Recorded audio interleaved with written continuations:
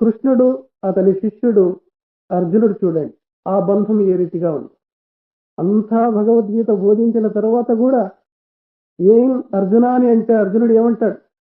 కరిష్యే వచనం తవా, కృష్ణ నీ ఆజ్ఞను శిరసా పాలిస్తాను, శిరసా వహిస్తాను, ఈ చెప్పినట్లే చేస్తానని ఆజ్ఞ పాలకులు. కాబట్టి దాసులకు దాసులు అయ్యేది నేర్చుకోవాలి. కింకరుడు అయ్యేది నేర్చుకుంటే శంకరుడు తర్వాత కాగలవు. దాసుడైన తర్వాతనే యజమాని కాగలవు. అయితే ఈనాటి గురు శిష్యుల యొక్క సంబంధం పలచబడింది, పవిత్రంగా లేదు, అపవిత్రంగా తయారవుతుంది. ఆధ్యాత్మిక మార్గంలో నిజంగా మనకు కావలసింది ఏమంటే విశ్వాసం. విశ్వాసమే శ్వాసగా ఉండాలి. ఆధ్యాత్మిక మార్గంలో నీవు ఒక రాయిని నమ్ము, ఒక చెట్టును నమ్ము, ఒక గుట్టను నమ్ము, ఒక గురువుని నమ్ము, ఒక దైవాన్ని నమ్ముకో.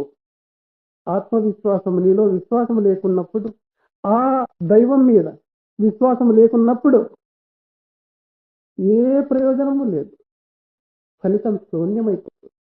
కాబట్టి విశ్వాసమే శ్వాసగా ఉండాలి.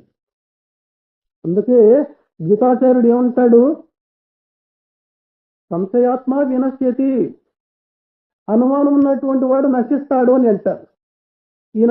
ఈనాటి శిష్యులలో అనుమానాలు ఎక్కువ ఉన్నాయి, గురువుల్లో కూడా ఎక్కువ ఉన్నాయి. గురువులు శిష్యులు నమ్మరు, శిష్యుడు గురువులు నమ్మరు. ఈ పజిట్ వచ్చేసింది.